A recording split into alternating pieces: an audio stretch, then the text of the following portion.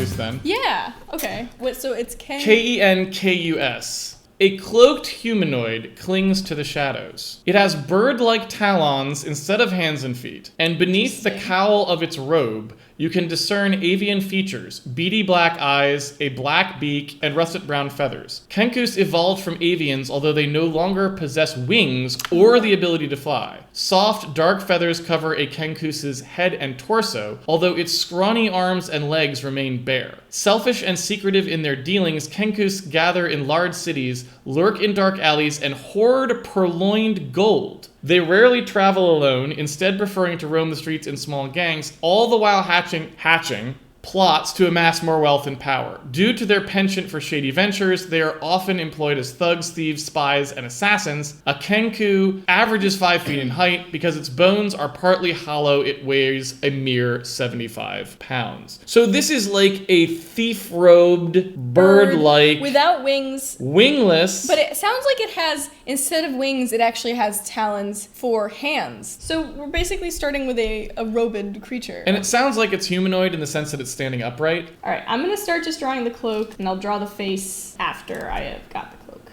So it's just got a cloak kind of going down its whole thing, right? And then... Russet brown feathers, black beak, and black eyes are the only coloring tips we have. The cloak is not specific, so it's whatever color you want. No wings. Talons, right? Just talons, no wings. It's lost the ability to fly.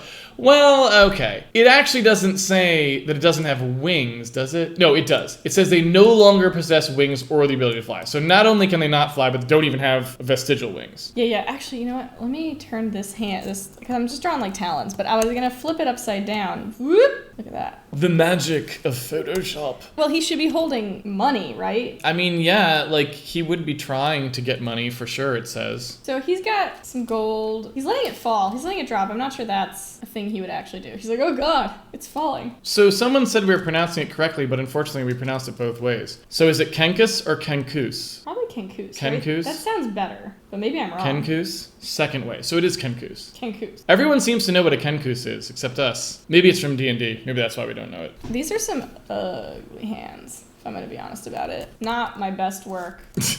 Yeah, the one on the other side looks like it's twisted impossibly far this way. Well, he's dropping it, you know? It looks like it would be open, but in the palm be facing more... Look, man, like, Anna Draws It is not about being super No, it's not. correct. I'm really the one who draws thumbs anyway. Well, we do as know we know that. We know I'm the thumb expert. The other thing is, like, some days you're just not as good at drawing. I'm not warmed up, right? I haven't drawn today. So, like, you know, give me a break. I could hop in and do the thumbs. If that's what it comes to, for sure. If that's you know what I it mean? comes to. So I'm still giving him kind of like bird feet. Oh, yeah, Sherlock. So Anna always, like, says it was a good or a bad drawing day. And that's just, like, I don't know, probably similar to programming, right? Like, some days you do, Yeah, some days you totally get it, and you're, like, just everything works out really well. And other days you're just, like, sitting there and you've spent all day and everything's crashing and it's terrible. With art, sometimes it's, like, it can vary too. Some days it's, like, a mental thing. Other days it's just, like, a physical thing where you're just, like, I just can't do it. Someone said, you always hear Hollywood types talking about how they'll get their thumb guy to do a pass on the concept art.